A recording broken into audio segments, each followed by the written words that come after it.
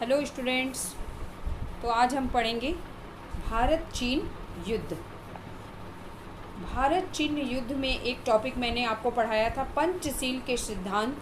वो last period में मैं पढ़ा चुकी हूँ कि पंचशील के सिद्धांत क्या थे।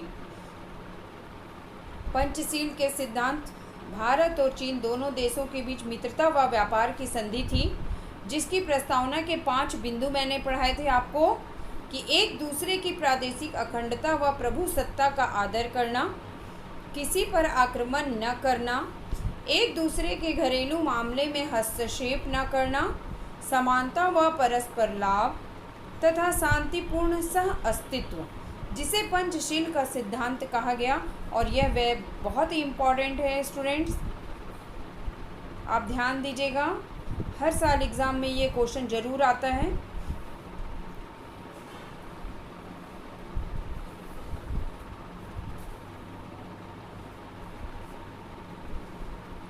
नाइनटीन 1962 का चीन और भारत युद्ध।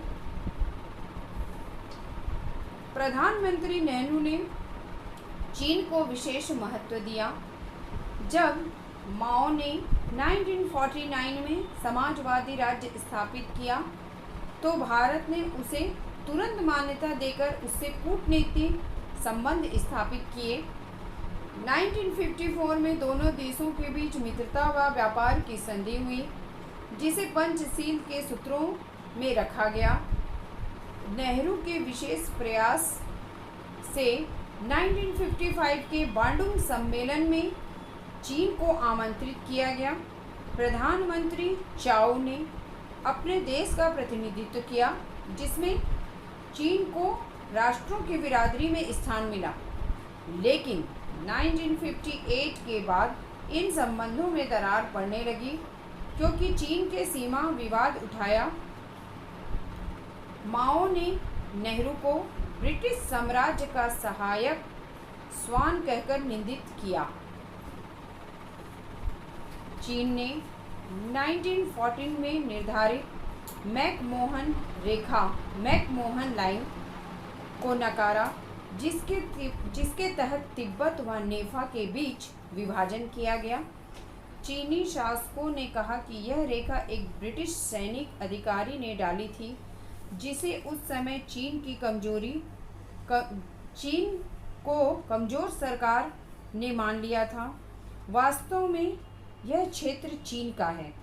उसने जम्मू कश्मीर में लद्दाख का क्षेत्र भी मांगा, लेकिन भारत ने ऐसे आग्रहों को स्वीकार नहीं किया। मार्च 1959 में चीनी सेनाओं ने घुसकर तिब्बत हड़प लिया, लेकिन नेहरू ने इसे चीन का घरेलू मामला बताकर उसका विरोध नहीं किया। अब बौद्ध धर्मगुरु दलाई लामा ने अपने साथियों के साथ भारत में शरण ली, लेकिन भारत सरकार ने उन्हें निर्वासन में राज्य बनाने की अनुमति नहीं दी। दोनों देशों की विशेषज्ञों की टोलियां समय समय पर वार्ता करती रहीं, लेकिन उसका कोई परिणाम नहीं निकला।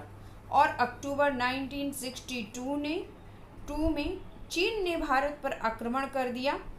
और अभी भी कुछ ऐसे ही हालात बने हुए हैं स्टूडेंट। भारत और चीन के कुछ अच्छे संबंध नहीं हैं। तो 1962 में चीन ने भारत पर आक्रमण किया, जिसके पीछे प्रबल निम्न कारण बताए जा सकते हैं।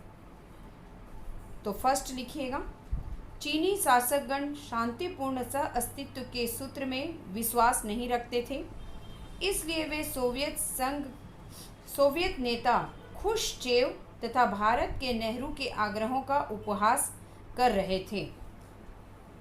फिर है, चीनी शासकगण हर समस्या का बलपूर्वक समाधान करने की रणनीति के पक्षधर थे। थर्ड, चीनी शासकगण ऐसे प्रयास करके एशिया के अन्य देशों को प्रभावित करके उन्हें अपने नेतृत्वाधीन करना चाहते थे। नेक्स्ट, चीनी शासकों ने अनुमान लगाया कि युद्ध से भारत के आर्थिक विकास को धक्का लगेगा, जिससे वहां असंतोष फैलेगा। नेक्स्ट, चीनी शासकों ने यह भी अनुमान लगाया कि कोई बड़ी शक्ति गुटनिरपेक्ष भारत की सहायता नहीं करेगी तथा भारत सोवियत संघ मित्रता का सही परीक्षण हो सकेगा। फिर चीनी शासक अपने देश की आर्थिक समस्याओं से अपने लोगों का ध्यान हटाना चाहते थे और जो माओ की महान छलांग की नीति की असफलता के कारण पैदा हुई थी। इस युद्ध में चीन ने भारत को हराया तथा उसकी कई हजार वर्ग मील भूमि पर अवैध कब्जा कर लिया। भारत को तुरंत अमेरिका व सोवियत संघ की निशस्त्र सैनिक सहायता मिली। युद्ध रुक गया। दिसंबर 1962 में कोलंबो में 5 गुटनिरपेक्ष देश सिलोन, बर्मा, इंडोनेशिया, घाना व मिस्र का सम्मेलन हुआ। उनके सुझाव आए जिन्हें भारत के कुछ शर्तों के साथ मान लिया गया, लेकिन चीन ने उन्हें नकार दिया।